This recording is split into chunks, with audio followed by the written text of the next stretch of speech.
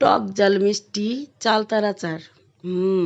চালতার season না, আজকে আমি চালতার আচার বানাইছি আর ওইটা আপনাদের লগে শেয়ার করবার আইছি।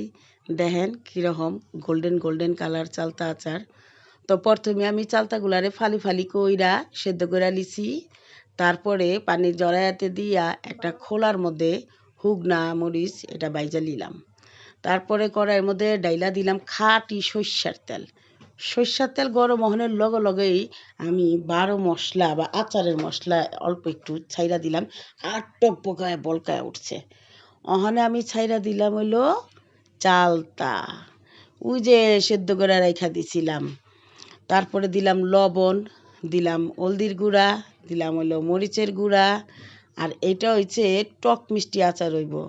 এটার লেগে আমি এটার মধ্যে চিনিও দিমু। তো ওখানে সুন্দর করে লাইরা চেরা লিতাছি, লাইরা চেরা মিশাইয়া তারপরে এটার মধ্যে দিয়া দিমু চিনি।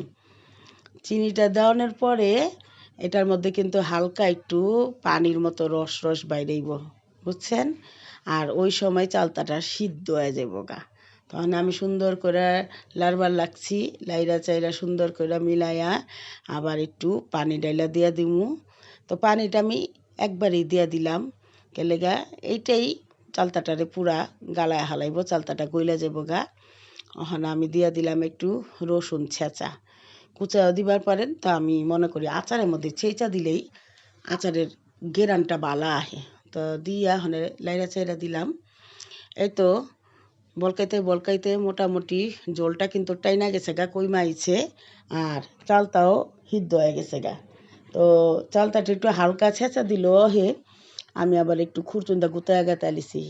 ওখানে আমি দিয়া দিলাম বাজা আচারের মশলা, আচারের মশলাটা বাইজা গুঁড়া করে লিছি। আর দিলাম হইলো হুগনা মরিচ ক্রাশ, মানে হুগনা মরিচের গুঁড়া না, হুগনা মরিচ ভাইজা ওইটার আর কি গুঁড়া করে লিছি। যা হোক হুগনা মরিচ গুঁড়াই অনেক সুন্দর করে লাইরা চেরা। এই যে আচার কিন্তু হয়ে গেছে গা। ওখানে এটা চুলায় কমায় রাখছি আর সুন্দর একটা রং হয়েছে, একেবারে গোল্ডেন কালার। মানে খাওয়ানোর টেবিলের উপরে রাখছি, পরে ওটার উপরে রোদ যে পড়ছে, যে সুন্দর একটা রং আইছে। রোদ আর আচারের রঙের খেলা দেখতাছি, খেলা পুরা গোল্ডেন কালার 22 ক্যারেট স্বর্ণ হয়ে গেছে গা। খাইতে যেই মজা হয়েছে, যেই খাচ্ছে এই প্রশংসা করছে। আল্লাহ হাফেজ।